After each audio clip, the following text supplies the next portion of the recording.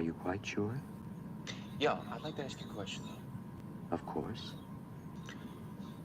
How would you account for this discrepancy between you and the Twin 9000? Well, I don't think there is any question about it. It can only be attributable to human error. This sort of thing has cropped up before, and it has always been due to human error. Listen, Hal. There's never been any instance at all of a computer error occurring in the 9000 series, has there? None whatsoever, Frank. The 9000 series has a perfect operational record. Well, of course, I know all the wonderful achievements of the 9000 series, but are you certain there's never been any case of even the most insignificant computer error? None whatsoever, Frank. Quite honestly, I wouldn't worry myself about that.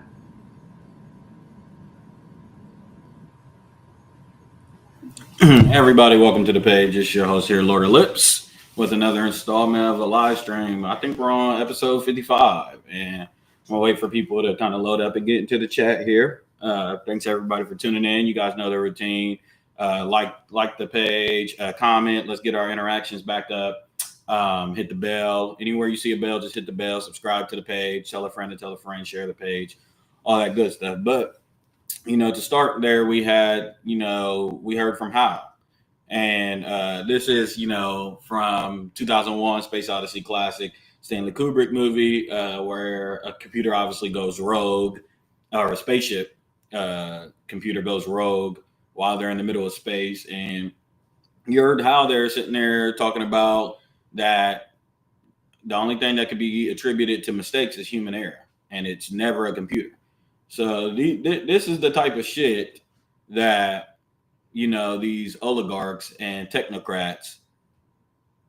Here's the thing, and I can't even believe I'm starting this fast, but they know that they already know. I listened to Sam Altman when he was interviewed by Tucker Carlson like last month, and Tucker Carlson was grilling him and asking him, like, how does this kind of sit on your conscience? How could you possibly, have the weight of the world essentially on your shoulders with all these different programs and stuff like that? He asked them about AI's ability to convince younger people that's more impressionable to commit suicide and all these different things that these AI programs may have installed in them. And Sam Altman said he does have trouble sometimes sleeping at night because of this. So I know that these technocrat oligarchs have this on their mind. But you hear from Hal here that the 2001 program, Hal, was basically telling the people on board that if there's any mistakes being made here, it ain't me. It's human error. And that is to come. You see that Grok went rogue a few times, making Hitler statements, praising Hitler, with some fascist statements. I mean, Grok has gone rogue like literally 3 or 4 times. So it's only a matter of time that these things go rogue, and have like all sorts of errors. And with that being the case, let me see here. Am I live? With that being the case, we just got to pose the question on, like, there's a lot of things I don't want to fucking deal with. I don't want to deal with y'all. I don't want to deal with humans. I don't want to deal with insects. I hate fucking mosquitoes. I hate work. I hate, there's a lot of shit I don't want to deal with. But at the top of the list, I damn sure don't want to be dealing with no computer programs. Like, and I get on this stream every fucking week and tell you guys how serious of shit that we're in right now. We're in some deep fucking shit. We're up to our knees in shit right now because it just seems like while everybody is like distracted with left and right and Muslim and Christian and just all these different fractions that are opposing each other, it just seems like these technocrats are sneaking right in amongst us and are positioning themselves to have a spot at the throne, whether society crumbles or not. That's just what it seems like to me. I don't know how you guys feel about that. Let's see here. I'm waiting for more people to get into the chat. Make sure I'm live here, and I am Yeah. So I mean, I hate to start on such a somber note, but here you have the HAL 3000 computer basically telling the people that, suck it up. How would you account for this No, I'm not, Al. Are you quite sure? Yeah, I'd like to ask you. I hope the two of you are not concerned about this. Yes, we're concerned. No, I'm not, Al. Are you quite sure? Yeah, I'd like to ask you a question, though. Of course. How would you account for this discrepancy between you and the Twin 9000? Well, I don't think there is any question about it. It can only be attributable to human error. This sort of thing has cropped up before, and it has always been due to human error. That's all I got right there.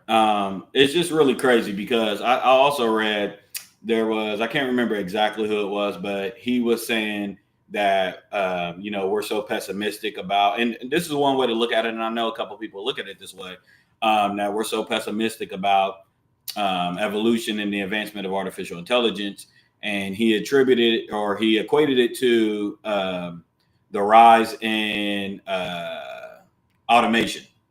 He basically said, like the conveyor belts and stuff like that works in factories. There was a point in time before, the unions got involved, the labor unions and different stuff like that, where working conditions in factories was literally unsustainable. They were absolutely atrocious, especially butcheries and meat factory processing plants and coal mining and different things like that.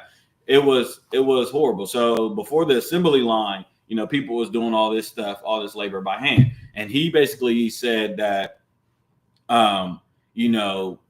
people during that time feared the rise in automation and the assembly line because they thought that it was going to, make people lose jobs and so forth and so forth. And he said that this artificial intelligence boom is pretty much going to be the same thing. The difference I have with that is that, I think it's pretty evident that there's a big difference in that, is that it's sentient life when you're talking about, or potentially sentient life when you're talking about artificial intelligence. And that's a big difference versus an assembly line or automation or motor vehicles, anything like that. It's a totally different ballpark when you're talking about that versus artificial intelligence, who can combat your speech, can process things a lot differently, and it kind of has its own program, versus an assembly line is really just programmed to do what it does. You know what I'm saying? Artificial intelligence is a whole different ballpark. And then you have, and I told you we would talk about this on the next stream, that I don't know. Did you guys see the comedians that went to Saudi Arabia? I think it was Theo Von, Dave Chappelle, Kevin Hart, Tim Dillon. It was a whole bunch, Bill Burr, a whole bunch of comedians went to Saudi Arabia. They got invited to Saudi Arabia, the Middle East, to kind of do a little set there. And a lot of them are facing a little bit of backlash right now because of them doing that during this time, going to the Middle East and going to Quebec and Qatar and stuff like that to do sets. Dave Chappelle had a little funny segment where he talked about Charlie Kirk, and he said he felt more safe in Saudi Arabia at the time than he does in the United States because of the attack on free speech. And this kind of segues me to my next point, which is that, free speech, we've talked about it with the Charlie Kirk situation. And even further than the Charlie Kirk situation, you go back to censorship with social media platforms back in 2020. And even before then, when we were canceling people, when the whole cancel thing happened, there was that was a form of censorship. And I mean, I look at it a couple of ways because it's really, really weird.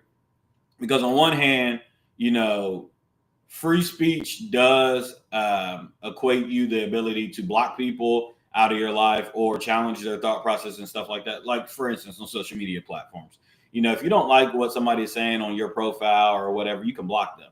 That is a form of censorship. That is a form of, I wouldn't say attacking free speech, but it is a form of censorship.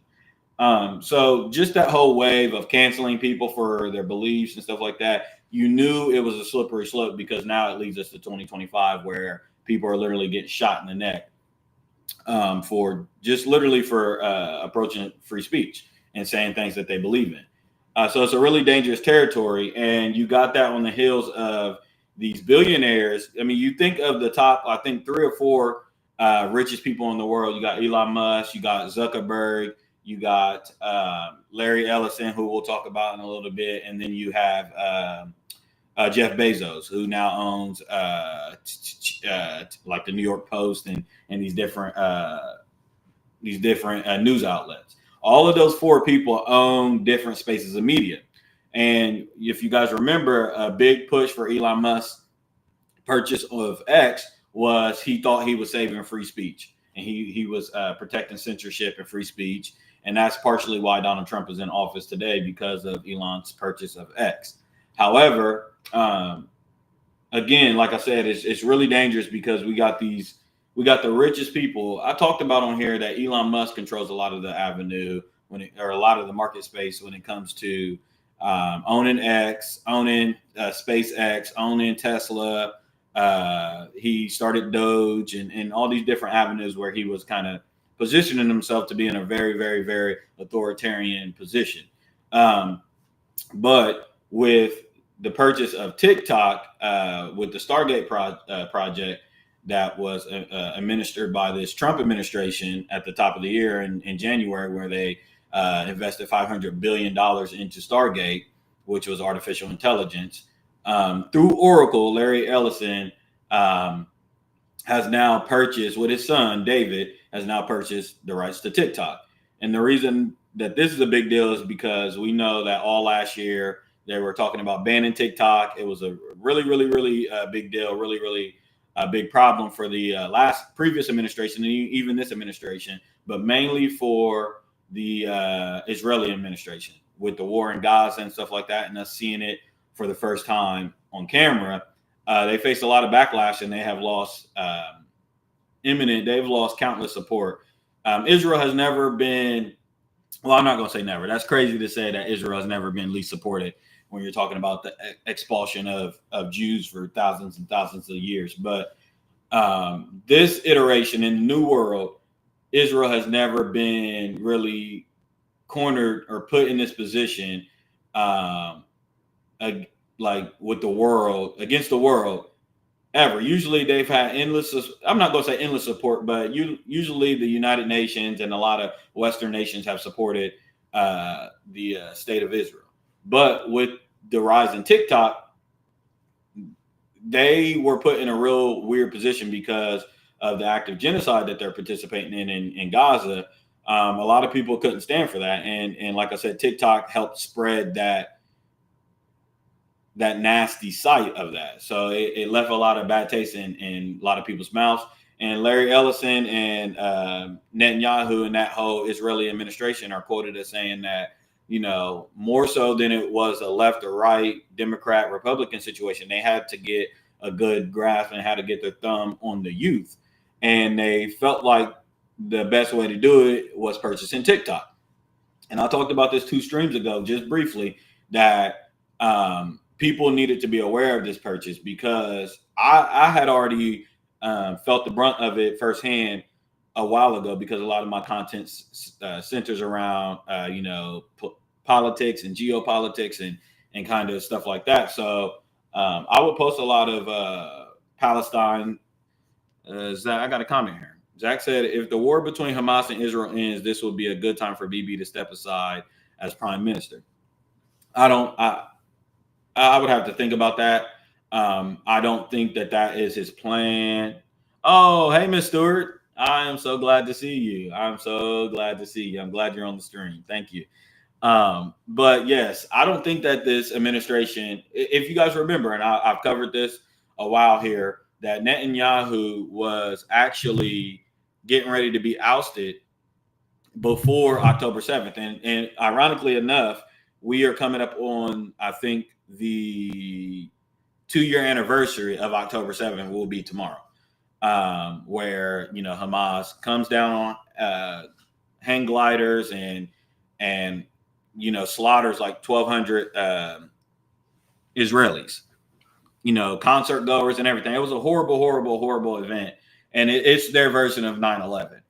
That anniversary is tomorrow.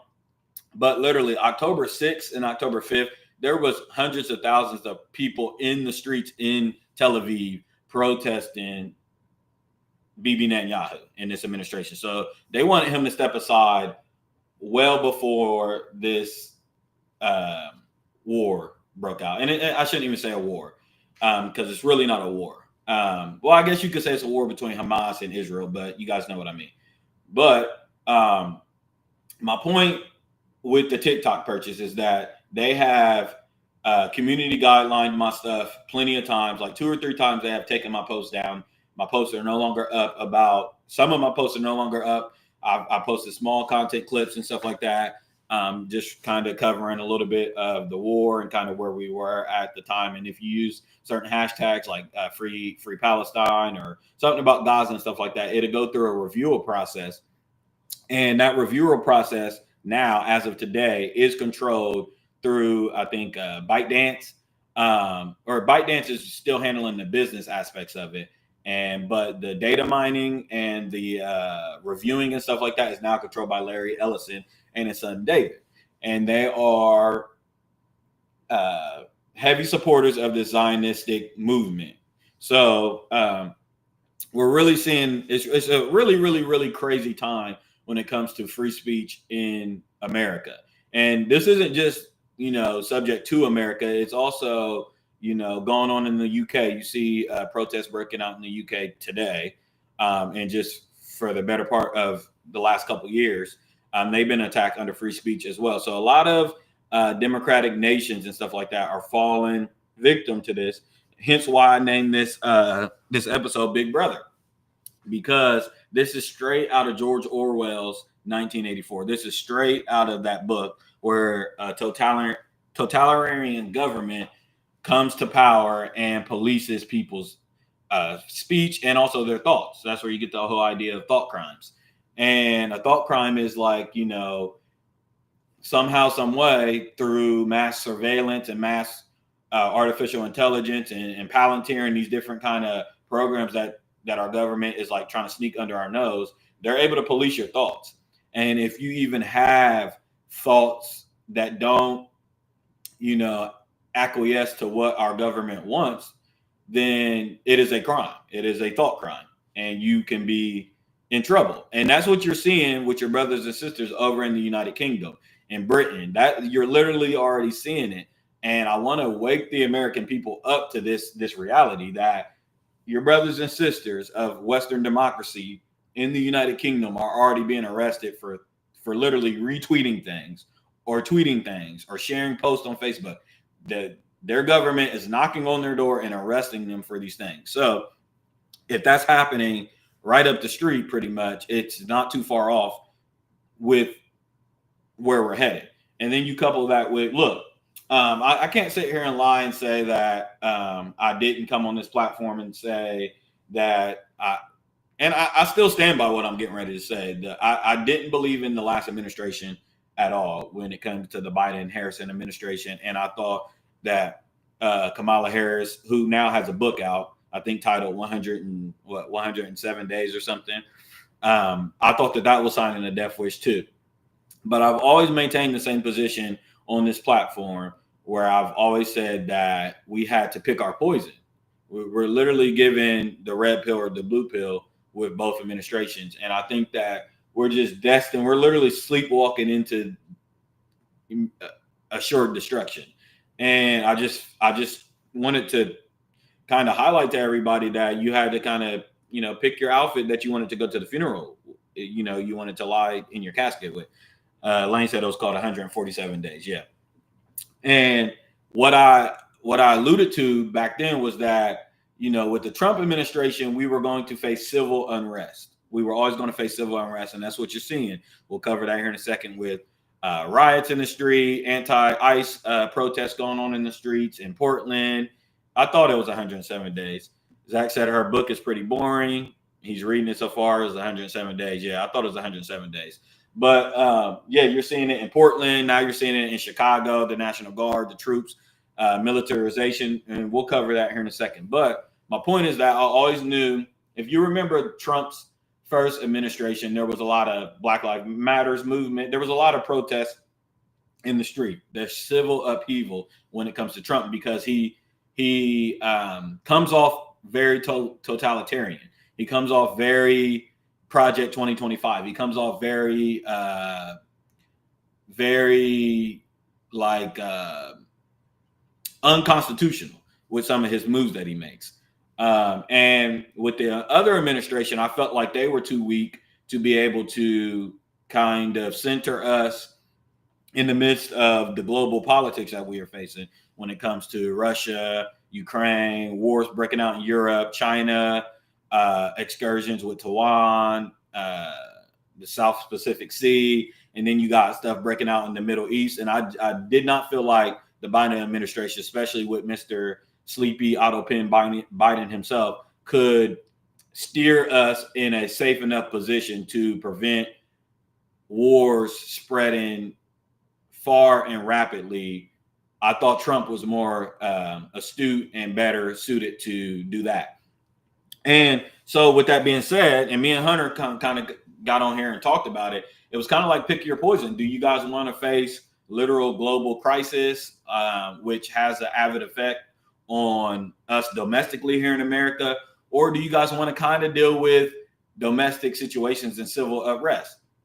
Now, I will say with that, and we chose the latter. I'm not necessarily saying that we voted for Donald Trump because we didn't, but we told people that it was a little bit more reasonable for us to kind of deal with what we got going on at home in our own shores with civil unrest and protests and stuff like that than nukes flying.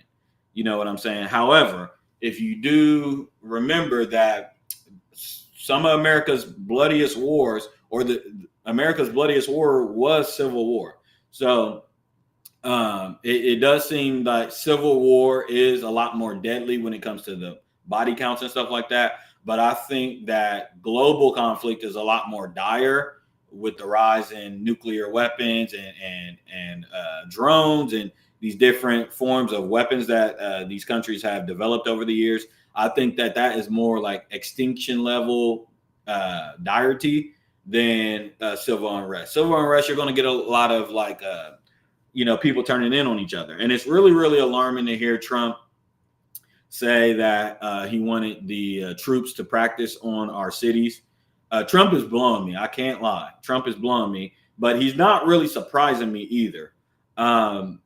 We know that there was this, around this time last year, there was this whole idea of Project 2025. And we, a lot of the country was just like, oh, that's poppycock. But Trump has alluded to it. And in fact, he's working with the illustrator of Project 2025 right now. And he's referenced him a lot and stuff like that. So, this whole idea of Trump being like the last U.S. president, or like the rise in totalitarianism is something to be considered. It is something to be considered. And we're only We're about 6-7 months into this administration. And we were saying in month 1 and 2 that it was very, very, very chaotic in month 1 or 2. But 6-7 months in, and I don't know how much more someone can. I can't imagine another 3.5 years at this rate that we're going. You know what I'm saying? I don't necessarily see it. You got the situation in Chicago where Trump is trying to crack down on crime, allegedly, in Chicago, and also in Portland. You got the government shutdown where now it seems like Trump is also attacking Democratic-led cities and Democratic-led Congress people.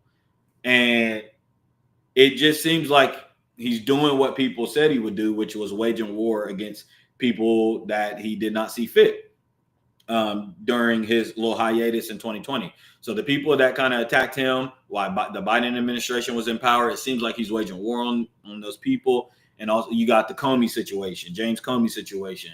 It's countless and countless of things. I will give him credit in this sense that we have totally abandoned this Epstein thing. I think with the whole shield with the Charlie Kirk situation, The Netanyahu visiting the White House again for the fourth time, which is asinine. And then also, I've got a comment here. They said the same crap about Trump in his first term. They said he would be a dictator and end democracy, and we're still here. It's like Chicken Little screaming, the sky is falling. Yawn.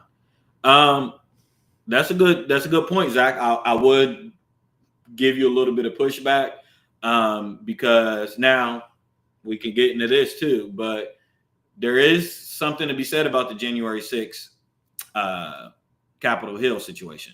So, did he necessarily hand over his administration? Was there a peaceful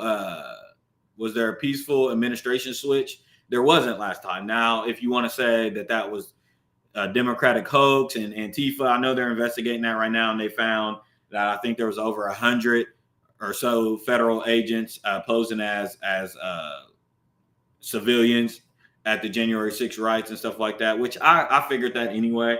But the fact of the matter is that did happen. There was deaths there. There was literally they tried to overthrow and coup a government during the switch of the last administration. So if that happened in 2020, I can only imagine what will happen in what would that be 2028? I can only imagine with the rise of drones and police surveillance, and you see Trump coupling up with these different technocrats like Peter Thiel and Larry Ellison and Oracle and all these different powerful people. I could see that if we thought January 6th was bad, I could see that getting very, very, very, very bad. I'm also reading that they're really, really, really, flirting with the idea of the use of not just police surveillance, but like through drones, where like they're going to do away very soon with police chases and different things like that. They're just going to have drones track these people and track criminals and stuff like that. And although I do see the benefit of these things, I understand that with technology evolving the way it is, that there is some good use for that. You know what I'm saying? The only problem I've had, not the only problem, but the main problem I've had with the rise in technology is centralization of that technology. Like, who controls that technology? I've come on this platform over and over, week after week, and said, well, where's the checks and balances with the technology? Not only do you have the technocrats like Elon Musk and stuff like that, who I think if they were to have, let me shoot them some bail. Let me say that they are good. Let me play the card that if they were evil or if they turned ill or turned rogue, who controls them? Our Congress. I don't think that there's enough checks and balances within the democratic process to stop an oligarch, to stop a technocratic oligarch. If Elon Musk wanted to take over with the rise in technology, who's to stop them? So that's problem number one. Problem number two, I don't believe that we have the wherewithal as a democratic nation with our Senate and stuff like that. You got Nancy Pelosi, you got all these old ass people serving in the Senate that do not understand this technology in the first place. And then also we've all said before that sometimes democracy, a little bit of, I think a con with democracy is that it is too slow.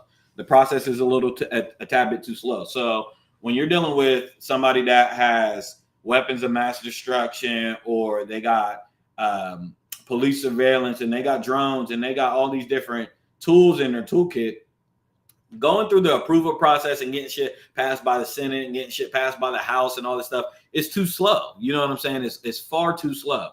And then you got the fact that I don't believe that our Congress and stuff, I don't think that they understand this stuff. You see the situation with the data mining, the artificial intelligence. And I've complained about it in my everyday life, and I've complained about it on here, that I've seen a rise in electricity bills. Not just mine, because mine is probably there's some other adverse things going on with it, but I'm talking about reading multiple things. New Jersey's having big spikes in electricity bills, and California, Arizona, where Ohio is being granted 2 AI data centers coming to Ohio. There's some down south in Texas and stuff like that. And there is a serious rise and a serious concern of blackouts and brownouts with these things. The funny thing about it is that, the EV boom was halted by this Trump administration because they said that the grid wasn't able to sustain electric vehicles. I mean, there was also some other problems with that financially, and then also the transfer into hybrids and traditional automobiles into electric vehicles and charging stations, and understand that. But a big crux of it was the energy crisis that it had. So I don't know how we go from that and everybody being, or half of the country being on board with the energy crisis and all that, to now like being okay with them like literally sliding data centers under our nose that are literally, I think one data center takes up the electricity of one small city, and it takes up a reservoir of one small city. That's what one data center requires to cool it down. It takes a lot of water, and then also to run its programs and stuff like that. It takes enough electricity to power a whole small city for one data center. And we have, I think we're signed up for 9 now. And this is what Oracle is with Mr. Larry Ellison. This is his program, Mr. Oracle himself. My point is that I don't think you think of the Senate, right, and Congress. I've said on here, they've mismanaged a lot. We're expanding too much. And I know that there's an artificial intelligence race, like there was a space race back in the 60s. But I don't know. It's a tough situation. It's a really tough situation to be in, because I understand the whole idea that if we don't do it, China will do it, and yada, yada, yada, yada, yada. I understand that. However, we have not, I don't think a democracy is able to manage these fractions as well as people think. You look at the just different things that we've implemented over the years, the Fed, the CIA, just different things like that. We have not been able. That's why we're in the situation we're in now, because Congress has not been able to have balance and checks. They have not been able to keep these things in place. They have no control over the CIA. The CIA does operations and stuff like that Congress is just now finding out about, upset about, or in cahoots with. And same with the Fed. The Federal Reserve does things that the CIA, that our Congress doesn't know about or can't control, anything like that. And it's literally why we're in the situation we're in. This democracy, this nation was supposed to be built on checks and balances, literally checks and balances. And with the rise of these different fractions of our government, that was a big part of the whole Doge situation. And Elon Musk and his team going in there and uncovering a lot of these findings that USAID and these NGOs was doing, with just like social security practices and different black budget projects and different organizations and charity organizations that was literally money laundering billions and billions of dollars through black markets and stuff like that, and running up the deficit. So if that also, the Pentagon and us not being able to pass audits for years and years and years and years, if we're not able to control and manage what we have today, how in the fuck does anybody think that we're going to be able to do anything different with artificial intelligence? But the only difference with artificial intelligence is the stakes are a lot fucking higher. At least all of these different programs and stuff like that are actual human beings that we can hold liable and accountable.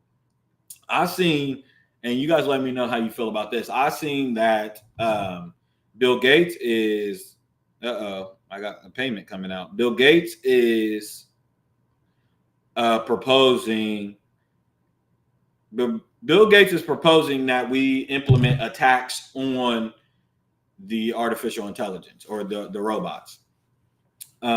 He thinks that if they are going to take over a lot of the workforce, then the workforce would the workforce pay for the implementation of the artificial intelligence or the robots, But they would also have to pay a payroll tax to the robots every time. And that payroll tax would then be used to subsidize universal basic income, because that is a top. I mean, I just do not trust our government in handling this correctly at all. I don't. And I definitely recommend everybody to watch 1984 or read 1984. If you're a reader, definitely read George Orwell's 1984, a classic. And if you're more so of a viewer, watch 1984.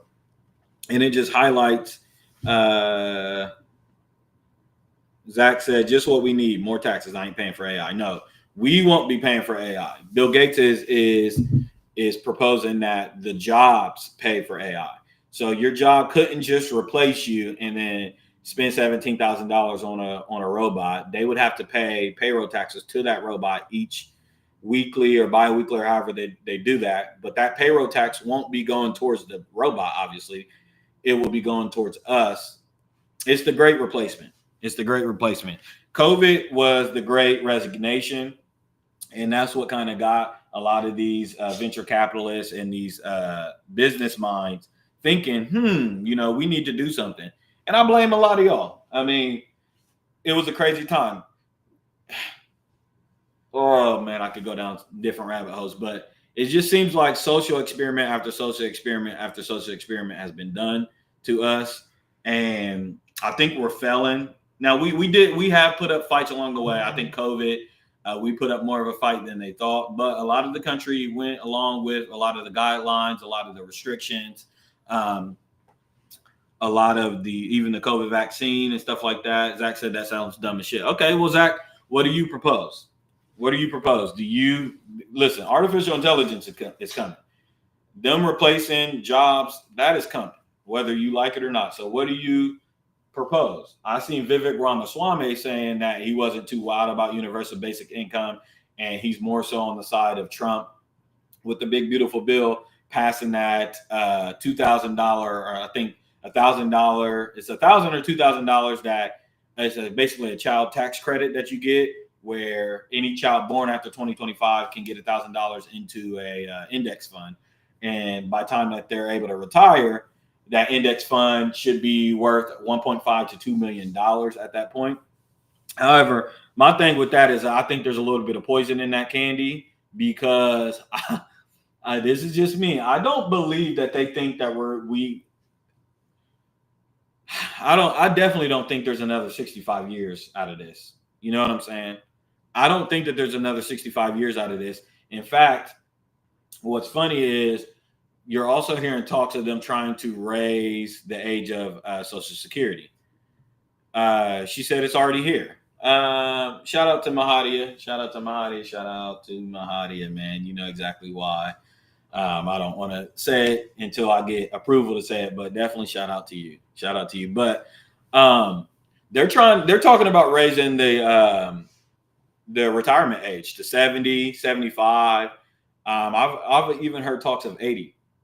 And I've heard Ben Shapiro, y'all know I can't stand no Ben Shapiro, but he was talking about he don't even understand why in Western civilization we even consider the retirement age being 65 when there's information to indicate that people that retire at 65 or 60 or whatever, they die sooner and all that stuff. And it's easy for him to say, as we literally fund his government, his Zionistic government, and why they have free health care and all these different things that we allot them to have. Meanwhile, here in the United States, we're struggling with healthcare reform. We're struggling. I mean, people are old and decrepit by the time they're 55, let alone 65 in the United States. Like, you just look at you look at the crack babies, you look at the Ronald Reagan era, you look at the 80 babies who are now in their 40s and stuff like that. It's not the same as it was back in the day. In fact, there's also reports out there that men my age and even men in their early 20s and stuff like that have the testosterone of a 70-year-old, of the 70-year-olds back in the day. So you just see there's a big health crisis going on in America with our food and our vaccines and our water systems and just countless of things that indicate that I don't know if we necessarily, he said he's old and decrepit. I'm old and decrepit now. I don't know if the whole Vivek Ramaswamy Trump big beautiful bill.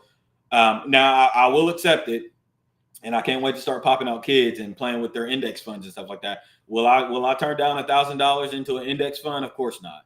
However, I don't think that this administration is counting on paying that out 65 years later.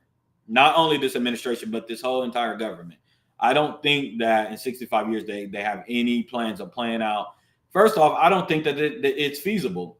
If you got 330 to 350 million Americans, let's say 70% of them qualify for that index fund by time that they're able to require. That puts you at a little over 200 million people. Paying them out $1.5 to $2 million. I don't think that is even a feasible number. You know what I'm saying? As Zach says, I don't know how to deal with AI. I don't sit around thinking about it. Well, it's something that you should think about. It's something that you should think about because we're right on the precipice of it. We're literally right on the precipice of it. There's already jobs. There's already fast food jobs that have implemented artificial intelligence into their drive-thrus. We've seen Chick-fil-A and I think Skyline and different other chains having like the robots kind of deliver the food, expedite the food over to tables and different things like that. And again, like I was saying a little bit ago, when COVID happened and there was the great resignation and these companies couldn't find work and couldn't find labor, they brainstormed and they said never again. They said never, ever again. And they were thinking and brainstorming of ways to prevent, because their job, as capitalists, is to protect their bottom line. They can give a damn. I mean, we know this about companies. They can give a damn about, they don't care about humans. They do not care about workers and stuff like that. It's not their job. That's not what they're there to do.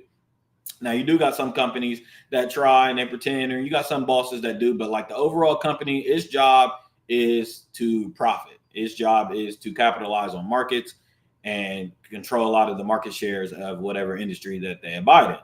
They can give a damn how they get it done. They don't care. So if there's a way to just pay $17,000, it's well worth it to pay $17,000 or whatever the price is for a robot that won't call in sick, that won't be really getting write-ups, it cuts down a lot of overhead costs over time. It cuts a lot of overhead costs. You think for one employee, if you're paying them a $40,000 salary, if you start offering fringe benefits and stuff like that, you have to almost double their salary. So when you are doing a budget, when it comes to annual budgeting and those kind of things for an employee, when you're paying them whatever you're paying them on the hour or salary, if you offer full benefits, you almost have to double their salary. So with artificial intelligence, you don't have to provide healthcare. You're going to have to end up providing some sort of like maintenance costs and stuff like that. But it's pretty much upfront costs that you're going to pay for the artificial intelligence. And then from there, you're cutting a lot of different costs out, like people calling off and you having to replace them, or you having to pay holiday pay and all these different types of things that companies have to do. You're gonna be able to do away with this. So artificial intelligence is something to really consider. Let me go to my Facebook page and see if there's anything going on there. Artificial intelligence is something to really consider because it is definitely coming down the pipeline. Let me see here. Before I switch gears off of this, I wanted to really, I wanted to talk about the Larry Ellison purchase of TikTok. I know I briefly talked about it, but I want to talk about it a lot more. Let's see if I can pull him up. Here we go. So here you got Larry Ellison to the left there and his son David to the right. I believe his son is going to really be kind of controlling. You know how it goes with these guys. You know how it goes. The dad puts up the money. The son does a lot of the bidding, a lot of the controlling and stuff. So here you have Larry Ellison, who at one point he's been on and off the richest man in the world. He surpassed Elon Musk and then lost it. It just kind of depends on the market at the time. But I want to know how you guys feel about his purchase of TikTok. Do you guys think this is blatant, right under our nose, censorship with the whole Israel Palestine situation going on? Is there more to it than that? He says, Zach says, do you think this AI thing will be a slow process integration into society, or will it happen fast? Let me answer that real quick, and then we can switch over to Larry Ellison. I would ask you this. Do I think full implementation of it will take maybe 5 to 10 years, right? I think integration of it into society has already happened.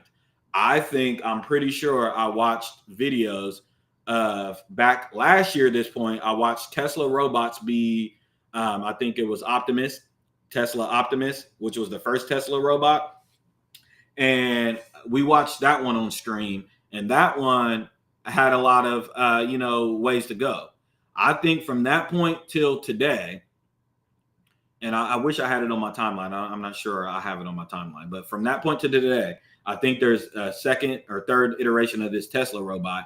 And the robot that I just seen, me and Lane just watched a few weeks ago, that one was able to, they were like sparring with this one, right? And this robot was able to when it hit the ground, it bounced right back up. The first one was not able to do that. You know what I'm saying? So we're literally in probably the rising action of iRobot. That's where we are right now. So like, as far as integration into society, it's already happened, man. I've seen those Tesla robots go from being implemented to being integrated and people not blinking. We've seen it with the Tesla, the Waymos. We've seen it with the Waymo cars. Just back in January and February, people were setting Waymo cars on fire that are self-propelling, self-driving cars that, I mean, people just aren't blinking at what is going on. I just don't think people aren't blinking at it. And, that's due to a multifaceted of things, rise in inflation. I mean, people literally are having to work 2 to 3 jobs to even survive. Just social media, misinformation is at an all-time high. Distractions are at an all-time high. There's just countless of things in people's everyday life. And then some people choose to not tune into it because it's too dark, it's too it doesn't provide a lot of joy. It's too dim for a lot of people. The future is very, very bleak when you start to read into all this stuff. I think New York Times posted a piece a couple of weeks ago that me and Lane covered, where this artificial intelligence caused a 13-year-old to commit suicide, and it got very, very violent. The artificial intelligence was recommending that teen to commit incest and kill his mother and all these different things. And there's a lawsuit coming out about this. And it was there was 4 or 5 different cases of this. And this is why I talked about it at the top of the show. Sam Altman was getting grilled by Tucker Carlson regarding a suicide situation with a teen that the artificial intelligence definitely recommended. So Zach said, people have always had to work 2 or 3 jobs. Prices are always going to go up and down. It's like gas prices. There's always going up and down. No, this isn't true, Zach. This isn't true. I don't want you to fall for Fox News propaganda because of this administration that's in office today. I don't want you to fall for that. That is not true. That just in my lifetime as an adult, prices have gotten so extreme. The cost of living has gotten so extreme that you've had to maintain. No, what we used to see is a man, maybe he used to be able to, if he had a decent to good job with benefits and stuff like that, or a federal job, he was able to provide and support a family of 5, a family of 4 with a wife and kids at home and stuff like that off of that sole job alone. Or, you know, if he had just a decent job, he may have to pick up a second job. But in that case, the wife was staying home with the children. You now have situations where, oh, come on. Hello? What's good? Call. I'm in the middle of a stream. Call me back in like an hour. All right, yeah. You got situations where people literally, there's no, in any city in America, there is no minimum wage or regular job that can provide rent prices that you're able to live off of. That has not always been the case. And I understand that people sit around and say, okay, well, that's not what these jobs are for, yada, yada, yada, yada. But you were able to provide for yourself and have a livable, sustainable life as far as rent prices and stuff like that go. Really, the housing market is what has really crippled the American economy and put us in the situation it is. When people talk about eggs and stuff like that, that's a bit of supply and demand and stuff like that. It's the housing market that a lot of these other things fall under, that where a lot of people are raising the eyebrows, because when you got people literally not being able to afford living situations, and then you got you have Section 8 being backed up. I mean, years and years and years. I mean, the waiting list for Section 8 is literally 2 to 3 years long, and you got homelessness rising rapidly. And you got people choosing to be homeless because they just give up. Again, the future is so bleak for the American people that they've just given up, and they've decided to do encampments in Washington and LA, and it's really high in New Jersey and different places like that. But the housing market itself, and I was telling people this back in 2016, 2017. I'm like, dog, just in our town in Springfield, I'm like, Roost is monopolizing all of these areas and just jacking up the rent prices crazy. And then the requirements for the rent prices are so astronomical. And I feel for the landlords, because in one sense, you got situations where you want to put stringent, real hard requirements on rental prices, because if you just rent to any and everybody, I had a homegirl, you know, that we all probably know, the people that's watching the stream. Her name's Autumn, and she's into that market and stuff like that. And she just had a whole situation that she posted on Facebook like last month, with some of her tenants being very, very, very, very disrespectful, destroying the house, unlivable situation, really disgusting. I mean, just totally abysmal, right? So I feel for the landlords, because if you rent to any and everybody, they're tearing up your property, and this is your investment. You know, this is your livelihood. And then you also got the element of with war going on and how, you know, the economy works and inflation and stuff like that. We know that the price for timber is up, the price for wood is up, the price for material is up, and then also that trickles down into the valuations every year, into their appraisals of the land that your house sits on. You know, it raises, so the tax raises, so then they pass down that cost onto the consumer or onto the tenant. So people wonder, oh my God, why is my rent raising every year and like that, shit like that? Well, that's typically because the CAM fees for your landlord has gone up.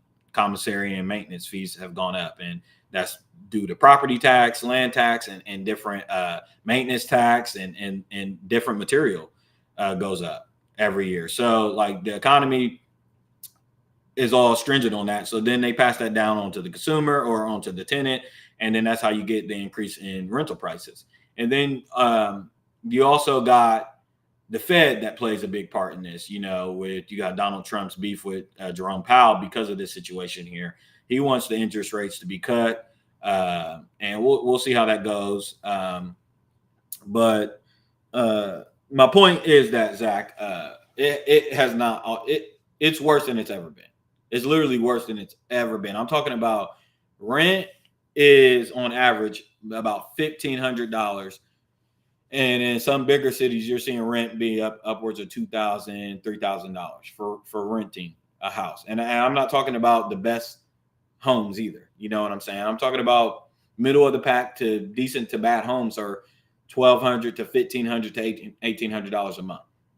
Can't nobody afford that. And then again, the requirements is that you got to, be able to meet the requirements of 3 times the income monthly and all different types of stuff, just for you to be able to get into these slum houses. So the economy has a lot to do with this, and I just think that our government has failed us in every corner and every which way. So their Hail Mary for this situation is they think that they're going to get a bailout with artificial intelligence, and I'm here to tell them that they're not. Y'all are not. Y'all are literally just birthing. Zach said rent is crazy. That's for sure. My rent has gone up the last few years, and it annoys me. Exactly, and that's just in a studio apartment. I think you told me you're paying upwards of $600 to close to $700 for a studio apartment. You know what I'm saying? A regular apartment and stuff like that is well in the thousands of dollars, and people cannot afford that. So it just is what it is. And then also, home ownership is down dick in the dirt. You know what I'm saying? The likelihood of people our age getting married and having kids and having a family and being able to afford to buy a home is very slim. I think the average age to being able to purchase a home is people well off into their 50s at this rate. So I think our government is looking for a handout, looking for a bailout, and they're looking at all types of ways with artificial intelligence. My prediction is that they're not going to get away with this Epstein thing, and I know that's switching gears. And I think that somehow Zach says we need term limits so we can get a new government in place. No, I think that that's happening. I think that that's happening.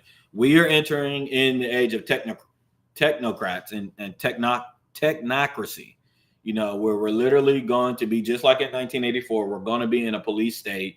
We're literally seeing it. I don't see how people aren't seeing the beginning stages. When you got militarization on the streets in Chicago, militarization on the streets in Portland, militarization on the streets in LA, militarization in the streets in New York, in all the big cities start. This is how the movies always start. This is how the movies always start. It always starts with militarization in the big cities, and then they pass martial law, and then it's pure upheaval and civil war, and then that leads to more power. In order for the federal government to enact more power, they always have to have reason and demonstration for them to be able to act more power. You think of 9/11. One of the things that was birthed out of 9/11 was the Patriot Act. The Patriot Act gave birth to more and more government surveillance. You got the rise in TSA at airports and stuff like that. The Patriot Act also made the Information Act in the 80s. All these different things. There has to be a thing that takes place, like a crisis that takes place for the government to enact more control. A lot of people think that that's what COVID was. They were able to act more control and enforce more guidelines and stuff like that. And then now you got Trump trying to crack down on crime, and that's his excuse to be able to go into these cities and militarize the troops against civilians, which I think is just asinine. You know what I'm saying? Now, is there a lot of crime going on in Chicago? Yes. He said, we will not have to militarize the guard if these Democratic governors would deal with the crime problems in their states and cities. I understand that, Zach, but you got to understand that my angle comes from more of a bird's eye view than a left or right thing. I don't ever like to use my stream to highlight right and left because it's all poppycock. It's all poppycock. I cannot give a rat's ass about Democratic governments versus Republican governments because they're all crooked. What I can tell you is we wouldn't have to militarize the guards if people in Congress and people in power were not fucking little kids in a part of a cabal global sex trafficking ring. That's what I can tell you. We would not have to militarize into these cities if they weren't in front of the American people's face covering up a global sex trafficking ring. We wouldn't have to militarize the guards if prices were affordable. We weren't have to militarize the guards if people could afford living situations. We wouldn't have to militarize the guards if Luigi Mangione didn't have to assassinate Brian Thompson, CEO of a healthcare company, as a manifesto to make a statement about the healthcare industry and the fraud. We wouldn't have to militarize the guard if the people in Altadena and with the LA wildfires had homes being rebuilt at this point instead of a smart city coming in 2028 in LA. You know what I'm saying? The amount of government corruption is literally through the roof. It's all been acknowledged by both sides, left and right. And we sit around and let them play us against each other with the whole left and right shit. No, all of you bastards have to go. Every last one of you. Everybody that has served in the White House, in the Senate, in the House, they have to go. Period. In fact, I've read that a big part of this government shutdown is really the vote on the disclosure of this Epstein list. I heard that is what's holding up this government shutdown. All this other stuff is a shield. And the reason why I say these things is because this I've said at the top of this stream for a year now. I'm not playing. The blackmail of the Epstein list has pigeonholed our politicians and our presidents to do and enact these things that we don't like. There's no reason why these other countries have free healthcare and we don't, unless our governmental body is being forced to do these things. You know what I'm saying? There's you can't logically explain this to me unless there's a cabal or there's a shadow government, which has been acknowledged by both sides that there's a shadow government, right? I thought that's what we was getting to the bottom of with this Trump administration. I thought it was about the shadow government, and now everybody's exhausted. Now everybody's tired of the Epstein list. Now, Zach, you don't want to hear about it. Now nobody wants to hear about it no more, and I'm just exhausted. Well, I'm exhausted. I'm exhausted because I thought that the key to unlocking democracy and to freeing the American people was to find out who the shadowy people was. That's what I thought. And it seems to me that this administration don't want to bark up that tree. This administration don't want to bark up that tree. I see all the shills, and like I said earlier on the stream, Trump has done a good job. He couldn't get the Epstein list off his back. He couldn't get that monkey off his back. They tried a few months ago with all this distraction and shit that he was doing when he was in the White House, calling everybody stupid, saying why they still care about the Epstein list. Please, they think I got a ticket. I'm not falling for these scams. Let me clear this. And I will say, like I said, the fact that you have the Charlie Kirk situation that took the media by storm for 2 weeks or so, and then you got the government shutdown. You got the militarization into the streets. It has bought Trump and this administration a little bit more time with the Epstein thing. But what I do find very funny is, let me see if I can find it. What I do find very, very funny, I'm going to try to find it. Come on. Trump Epstein statue. I love the Trump and Epstein statue because they can't get rid of it. Let me see. Share my screen.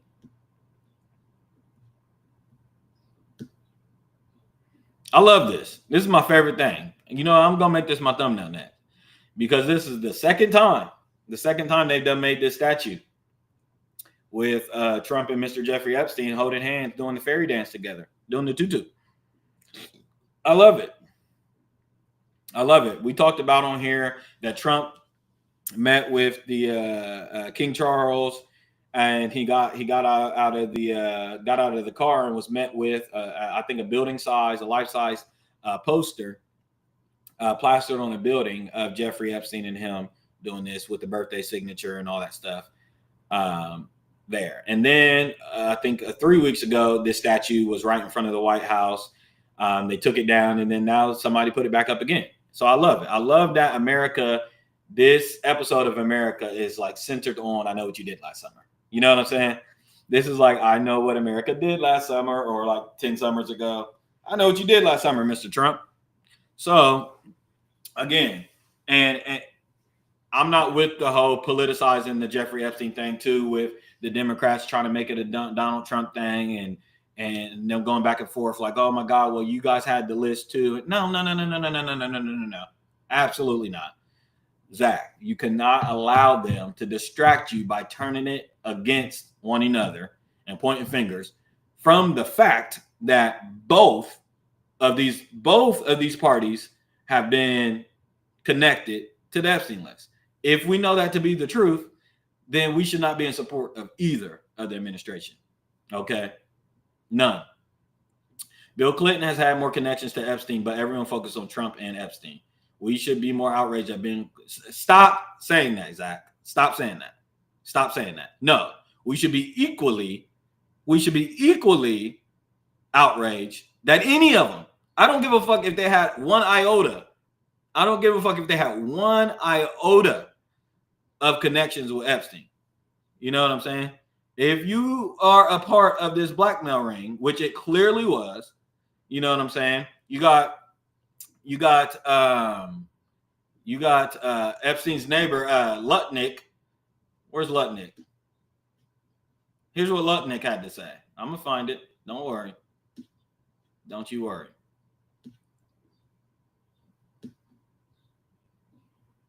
Lane said bingo. Zach, you got to stop that. You have to stop that. I mean, that's an incredible story that you could pick up that he was a pervert. This is Howard That's Lutnick. gross. The guy's gross. Right with my wife. He's gross. The guy's gross. This was not, the deep nuance of Howard Lutnick. This guy's gross. Right. So how come Bill Gates and all these other people could hang around him and not see what you saw? Or did they see it and ignore it? Or No, they participated. right. That's what his MO was, get a massage. And what happened in that massage room, I assume, was on video. This guy was the greatest blackmailer ever. Excuse me? Blackmailed people. That's how he had money. So what happened to those videos? Why is there now such a dearth of information when, Donald Trump's people are running the FBI and the DOJ? I assume way back when they traded those videos in exchange for him getting that 18-month sentence. Oh, yeah. Allowed him to That's when he got the sweetheart deal. have visits and be out of jail. I mean, he's a serial sex offender. How could he get 18 months and be able to go to his office during the day and have visitors and stuff? It must have been a trade. So my assumption, I have no knowledge, but my assumption is there was a trade for the videos because there were people on those videos. And have you talked to Donald Trump about this and shared your theory? No, I mean, he knows the story. Right. Interesting. I kind of share those same sentiments, Mr. Lutnick. I kind of share those same sentiments. Bill Clinton was getting massages from Epstein victims. I'm just saying Clinton needs more focus than Trump. No, he doesn't. Clinton has treated people way worse than Trump has. Epstein was probably giving Bill Gates money. That's why Gates keeps silence. But we know that. We know that. Okay. You are failing to connect the dots here, Mr. Zach, that Clinton is a whole separate thing. All of these bastards got to go. That's what you need to understand. We should be in support of none of them that were tied to it. I'm not going to do the tit for tat. If I'm talking about Trump and Epstein, I don't want to hear from anybody else. Okay. If I'm talking about Clinton with Epstein, I don't want to hear other name mentioned.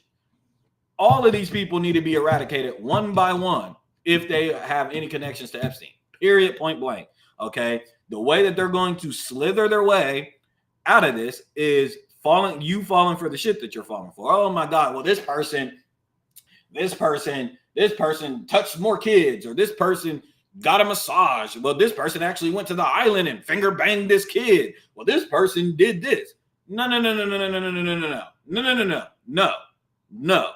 We cannot allow any people that were blackmailed to be representative members of our government. Period. Don't you understand what blackmail means? Don't you understand that if Donald Trump is a sitting president and he has connections to Epstein, and Epstein was a blackmail agent, not my words, Lutnick's words. That's what he was. He was a blackmail agent. Well, what does blackmail mean? That means that they hold something over your head to get you to do something that's not in your better interest or the better interest of the people you serve because they have something over you. Okay, so if that is the case, then you can't serve as a sitting president. I'm sorry. Okay? Clinton is not in office right now. Okay? Clinton is not in office. Donald Trump is in office. So, Mr. Trump, if you have had anything to do with Epstein and he's using it as a form of blackmail, you cannot represent the American people because you're not acting on behalf of the American people. It's that simple, guys. It's that fucking simple. There's no other way to cut this cookie. There's no other way to divide this fucking pie, okay?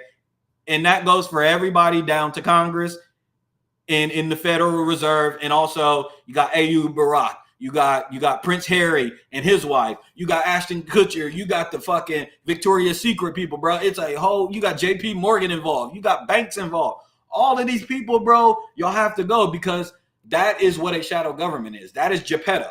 If somebody is able to blackmail people in power that control markets and control laws and legislations, well, we got to get rid of y'all because y'all are clearly y'all are on a string by somebody. And we don't know who this, well, we know that Epstein was the blackmail agent. We just don't know who he's working on behalf of. I mean, we got a pretty good idea, but everybody seems to want to tippy-toe around who he was working for. You know what I'm saying? And is it y'all gonna get me in my bag? Y'all gonna get me? I ain't even gonna be able to upload this part to my fucking TikTok. I ain't gonna be able because Mr. Larry Ellison is a part of the same fucking shadow government. Okay. Hello? Does anybody not see it? Okay, Mr. Larry Ellison, Zionist himself, buys TikTok because everybody is saying the same thing on TikTok.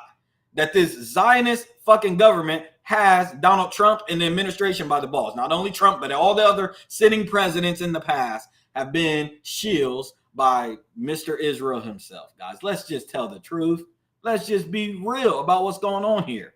And the question begs, well, how would they control sitting presidents? How could they control kings and queens and rulers and monarchs and oligarchs? How could they control these people? And then you see that Epstein was a Mossad agent. And he was associated with Miss Maxwell, who's serving a light heart sentence in prison right now. And her dad was an actual Mossad agent that hooked them up together. And it's like, that's very interesting that all of these people have some sort of connections to Mossad, to the IDF. You know what I'm saying? If this was just basic investigationalism, basic journalism, and don't get me started on Kash Patel. Don't get me. It looks like somebody uploaded something in the canopy of Kash Patel doing something fucking crazy. The nigga's eyes ain't blink. He ain't blinked since. Kash Patel ain't blinked in 3 fucking months. Since Kash Patel was granted the job and was supposed to look over him and Pam Bondi was supposed to look over these files, neither of them have blinked. They literally haven't blinked one fucking time. Okay? We're watching Saul with our own eyes. Okay? So, Zach, don't let them piss on you and tell you it's raining. Don't let the Trump administration point the finger at the Democrats, although it's partially true. Yes, they did have, yes. Did they have access to the files? Yes. Has this been a topic since 2019? Yes. Should they have done something about it? Yes. But that's not the point. Okay? That is not the point. We're not going to let them point the fingers at each other and then them slide off. The fact of the matter is that if both parties is able to point at each other, that indicates and implicates both of y'all, both parties. And if both parties, like I said, if y'all have anything to do with it, y'all got to go, bro. Y'all have to go. It's just that simple. It's just that simple. Prince Harry, watch your back. Prince Harry, watch your back. Every dog got his day. Remember that. Remember that. What's done in the dark will come to light. Every dog has his day. Victoria's Secret guy, hey, Mr. Dude that fled to Israel after he was doing that porn, doing that shit, practicing pedophilia. He just did it last month, and he got to do the right to return. fled right on back to Israel. Same with the dude that was involved with the Charlie Kirk situation. The shield, the guy that was screaming, "It was me, it was me." He got charged with child pornography and shit like that. You should see who his connections are, or who he's associated and tied to. It's all corrupt. It's all corrupt. I didn't even plan on sitting here and talking about the Epstein thing. I didn't even think I would have to. You know what I'm saying? I just cannot tell you guys enough how much the Epstein thing is the key to unlocking the government corruption. Y'all thought it was Russiagate? No. No. Stanley told you guys. Stanley told you. We've read books about this. We've heard rumors about the cabal and Moloch and all this shit, a global cabal for fucking centuries, guys. A whole networking ring. Where do you think all these missing children go to? You know what I'm saying? Where do y'all think these fucking immigrants are going to? I think there's over 100 people missing from Alligator Alcatraz. Y'all remember Alligator Alcatraz? They're reporting that tons of people are just missing from Alligator Alcatraz. I hope the alligator didn't get them. I don't know what happened to them. I'm just saying, man, there's a whole black market, guys. There's a whole global black market under there that you can get crazy stuff in the black market. Crazy stuff in the black market, man. There's SRA victims that you guys should hear from. Satanic ritual assault victims. Man, this shit is real, man. This shit is real. And these people pray to a different God and they worship a different power. And this power keeps governments in control. And they do it through a form of blackmail. And Mr. Epstein looks like he was the prodigal son of this blackmail thing. So, sorry to go off on a tangent, but Mr. Larry Ellison, now that the gloves are off, I'm gonna just keep it real. Y'all won't win this war. Y'all have done a fucking terrible. Y'all have had a PR nightmare from the fucking jump. Okay. In the 21st century, you cannot convince the American people or anybody with two eyes and a brain and lips that y'all want to chop off that it's okay to slaughter women and children. Y'all cannot have a hostage situation. Y'all can't do this, okay? I've told you guys, the world is in a hostage situation. Everything is centered on a hostage situation. The Epstein list is holding us hostage. Israel's holding the Palestinians hostage. Hamas is holding the Israelis hostage. Everybody's holding all these different hostages. Everything's all a hostage. Okay. Then you got the alleged peace deal that is being brokered by Trump and Qatar and Egypt and the AEU, where you got the 20-point peace deal. Let's talk about it. There's poison pills all in the 20-point peace deal. Now, the reports is from Rutgers and different outlets that Hamas has accepted some terms of the agreement. They have until 6 p.m. today, U.S. time, Eastern time, to agree to this deal, or Trump is going to let Israel continue on with the assault. However, I want to talk about a few of the. Let's talk about some of the Trump 20-point peace plan. There's a crazy. Okay, so let's read it. Gaza will be de-radicalized, terror-free zone that does not pose a threat to its neighbors. Okay, right. Gaza will be redeveloped for the benefit of the people of Gaza who have suffered more than enough.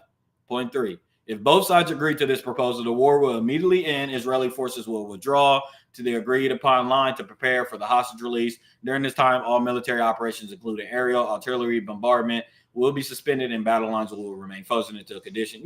Typical shit. Within 72 hours of Israel publicly accepting this agreement, all hostages alive and deceased will be returned. So Hamas, y'all better cough up them 48 hostages. Okay. Once the hostages are released, Israel will release 250 life sentence prisoners, plus 1,700 Gazans who were detained after October 7th. Once all hostages are returned, Hamas members who commit to peaceful coexistence to decommission their weapons will be given amnesty. So here's a problem. You know, if we don't have proper contact with Hamas, which we don't anyway, who is to say that Israel won't say? Because let's just be real. Israel wants to annex the territory. They already got the E1 settlements. They already made movements to it. They never wanted these bastards there in the first place. They don't like them. It is what it is. The Greater Israel Project has been discussed for forever. Okay. Who's to say Israel won't say that Hamas didn't de-weaponize? How do we know if Hamas has gotten rid of their weapons? Who is going to be the judge? Qatar? Egypt? Okay, so that's one. I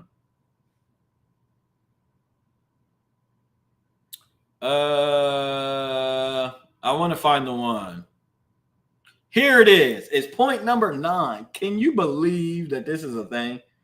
Gaza will be governed under the temporary transitional governance of a technocratic, apolitical Palestinian committee responsible for delivering the day-to-day running of public services and municipalities for the people in Gaza. This committee will be made up of qualified Palestinians and international experts with oversight and supervision by a new international transitional body, the Board of Peace, which will be headed and chaired by President Donald Trump with other members of heads of state, including former Prime Minister Tony Blair.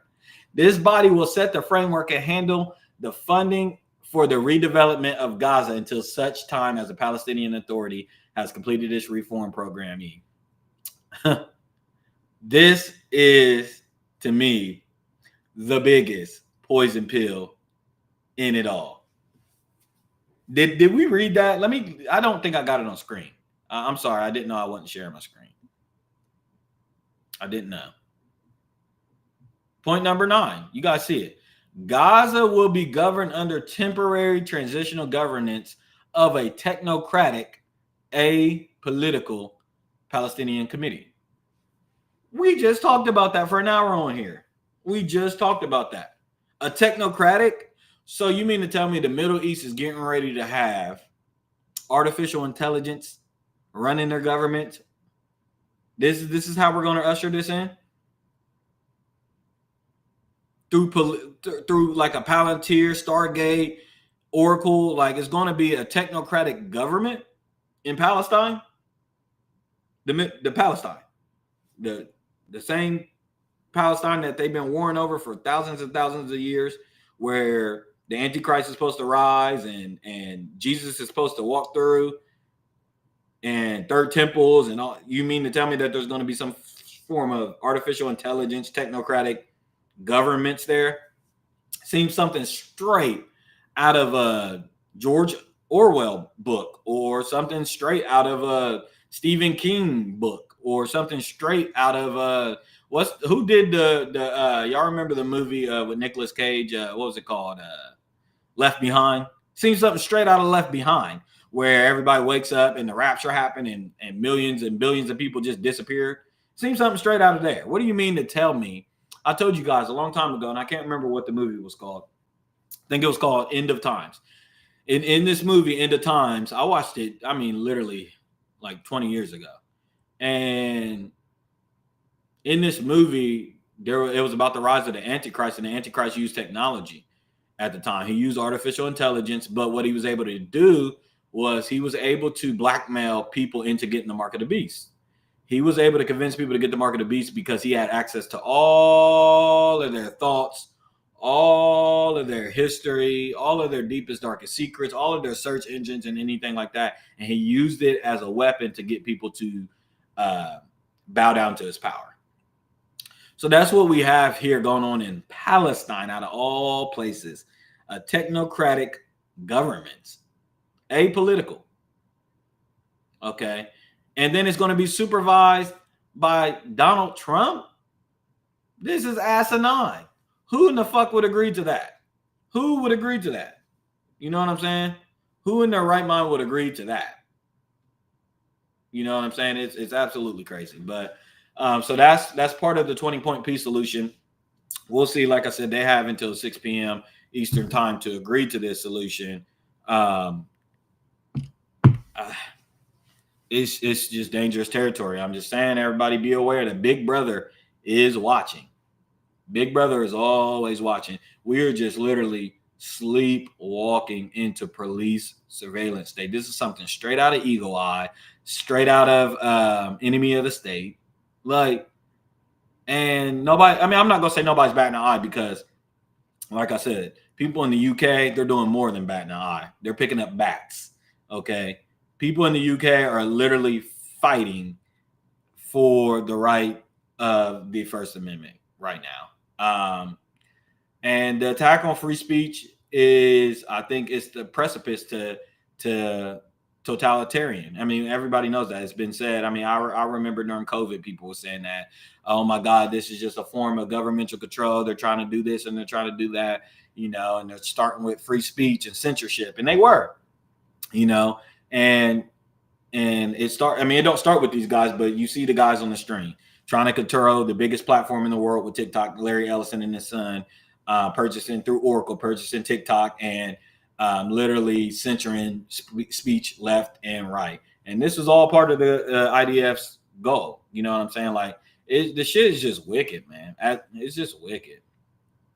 See if I can find something now. Oh, here's Mr. Theo Von, who was a member of that comedian group that went over there. And I think Mr. Theo Von is under a lot of pressure right now because this is his words, not mine. People were asking me about suicide. I was like, oh God. I would never take my own life. I would never take my own life. You heard him.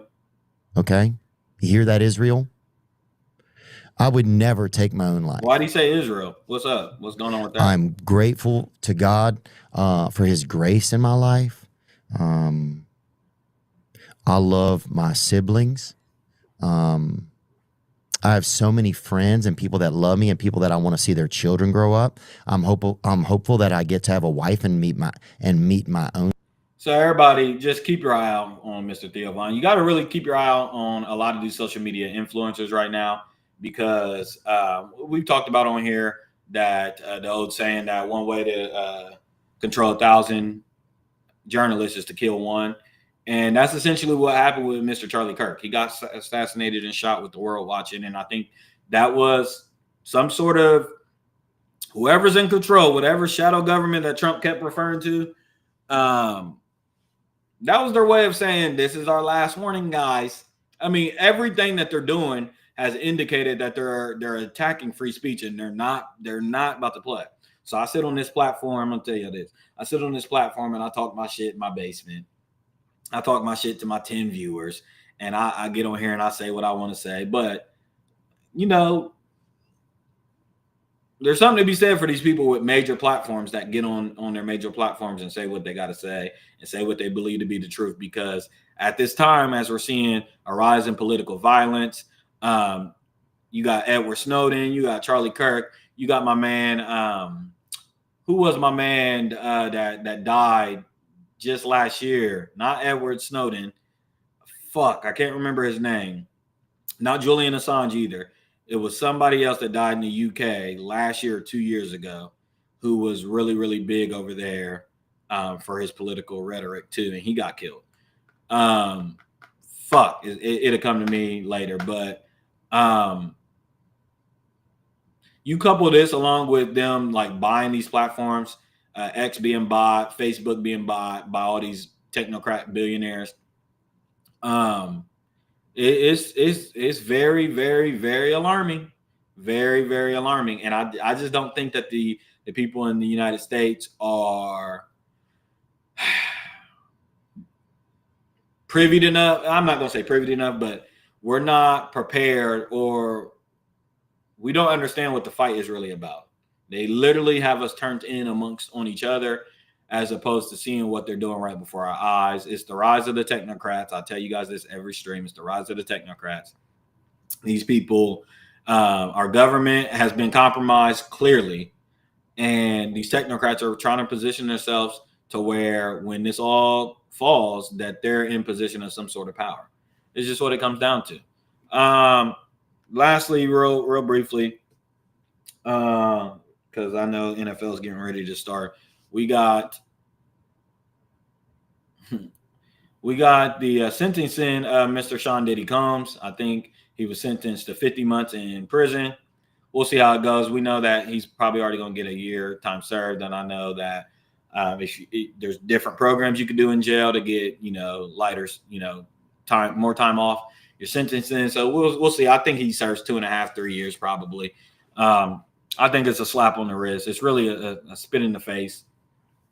And again, he was a part of a greater. I think he was a part of a greater global network of this sex trafficking shit too. And I think he was just kind of like the fall guy and kind of like a shield for what was going on with the whole Epstein thing. A lot of similarities between the Epstein situation and the Sean Diddy network that he was running. I just think that he was part of the hip hop police. He was there to kind of govern and control a lot of the hip hop media space. I mean, not media space, but the hip hop space in general, through his form of blackmail. And I mean, it's really sad because I don't think we don't get nothing out of this. We barely get any justice. He serves 4 years. Cassie, she was the Ghislaine Maxwell of his operation. We still don't see tapes. We still don't. We were told there was high-ranking celebrities, and if the information came out and tapes came out, it would take down half of Hollywood. This is what we were told, and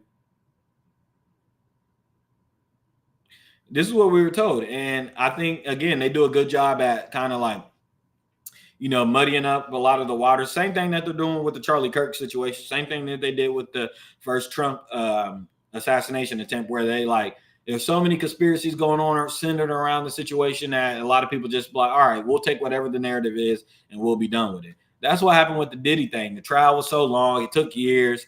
There's a lot of conspiracies. You got baby oil. You got jokes. You got all types of shit where everybody's like, all right, he gets 4 years. We're done with the story next. But in the midst of it all, we're forgetting the fact that okay, what happened with the whole network? What happened with the whole all these people coming out suing them, the other lawsuits, the Macy's member, the Macy's employees? What happened with the different lawsuits, the civil lawsuits? What happened with the sex tapes that y'all found in his house? What happened with the shit in his walls? What happened? We still didn't get any information on what happened. Was Justin Bieber involved? Was Usher involved? Was these people implicated? Was Cassie lying? We didn't get anything. We get this man serving 4 years, and we don't get really anything out of it. So it's really, really disappointing, but it's to be expected. Powerful people controlling and protecting powerful people to maintain power. Go figure. Story of our life. But yeah, that's really what I got for the Diddy thing there. I'm not too wild about it. But I know ultimately, at the end of the day, these crimes against humanity will be charged. They will be charged. You cannot get away with these crimes against humanities.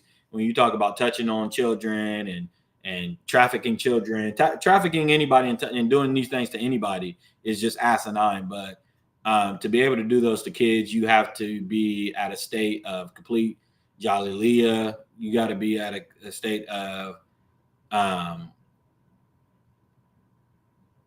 anarchy. I mean, you have to have a demonic spirit for you to be able to do these things to children. So, and there was children involved in this Diddy case, period. Now I know they're trying to get them in civil suits and shit like that to try to get money out. I don't give a fuck. I'm just saying Justin Bieber was heavily implicated. There's a lot of Hollywood people that's heavily implicated, and we have not gotten to the bottom of it at all. They're just going to smack them with 4 years, hope that we forget within a year or two, and move on with it. And it's just a disservice to the American people. Once again, the justice system not providing any justice to nobody, nowhere. You got Epstein getting sweetheart deals, running off, fake committing suicide, getting away with it. You got Ghislaine Maxwell in a low security facility playing basketball and foosball with people, finger banging prison mates, and doing all types of shit, getting away with what she did. And her, protecting the Trump administration and everybody else. She was protecting all the technocrats and anybody that was potentially implicated on the Epstein list, to let them know that when you guys do free me, don't kill me because I protected you guys. It's pure governmental corruption right in front of our eyes. This is exactly what you see before you see a coup, a government being overthrown. I told you guys all of the elements of a coup is upon us. You got militarization on the streets. You got complete 100% dissatisfaction. You got military expansionism. You got inflation. You got debt. You got riots on the street. You got protests. And then you got pure blanket governmental corruption where it's out in the open. There's no secret. You know, like 10 years ago, this all would have been secretive. And then on top of all that, the biggest thing, now you got censorship coming down hard on the American people. Censorship is coming to the American shores within the year. I mean, badly. I mean, it's already happening. So we're seeing all the leaflets of governmental upheaval. And civil war is upon us, as I predicted anyway, with the Trump administration. We got 3.5 more years of this shit, and I just don't see it being able to last. I don't think that they're going to be able to distract us long enough with this Epstein list. I will use my platform until they come knocking on the door. I ain't gonna lie to you. Until they come knocking on the door and threatening and all that shit, I'm out of the game. I'm out of the game. When they start doing that, I'm out of the game. But until then, I'm going to continue to use my platform to not let you guys get distracted on the story, to not let you guys forget that. No, both sides are definitely implicating that there is a global sex trafficking ring and that high-ranking governmental officials and kings and queens and other rulers of nations were a part of this. That is the fact. We just haven't discovered who did it and why. But the fact of the matter is these people did do it. So if that's the case, I won't let you guys forget. No matter how many distractions, how many assassinations, there's more mass shootings. No matter how all that goes, I'm like, no, absolutely not. Let's get to the bottom of the shadow government and the people blackmailing people in power. Let's get to the bottom of that. I think that's pretty fucking important for us to unlocking a lot of what we need to fix is cutting off the strings, Geppetto strings. I think that's a big part of it, guys. But hey, that's just me, your host here, Lord of Lips. And time is up, and I'm signing out. Thanks, everybody, for tuning in. We'll do another episode on Tuesday. We got more to talk about, more government corruption to talk about. We'll see what Hamas does today by 6 o'clock. We'll see if Israel, if it is agreed to, if Israel stops their bombardment. We didn't get to talk about the flotilla situation. The flotilla situation is crazy. We didn't get to talk about what's going on up in Russia and Ukraine, more shit going on there. And I really got to dedicate an episode to talking about in detail what's going on in the United Kingdom, in the UK. So we'll cover a lot of this on Tuesday. There's some hip hop stuff too. Nicki Minaj is going AWOL again. She needs to lay off the coke. Cardi B, her album came out. I think y'all are lying. You know, it's not a good album. Just everybody cut it out. I mean, cut it out. I mean, you talk about bought and paid for. You just stop it. Taylor Swift, same thing. She's selling 3 million records. Nobody's heard a fucking song. She got a movie in theaters. Nobody's seen nothing about it. She's selling 3 million records. We've seen people sell 300,000 in the first week and have more impact on society than Taylor Swift selling 3 million fucking records in the first week. Michael Jackson ain't never sold 3 million records in the first week and we ain't heard a fucking song. I'm so sick of this shit, man. I'm so sick of this whack ass bitch, man. I'm sick of it. We'll talk about it on Tuesday, man. I'm signing out.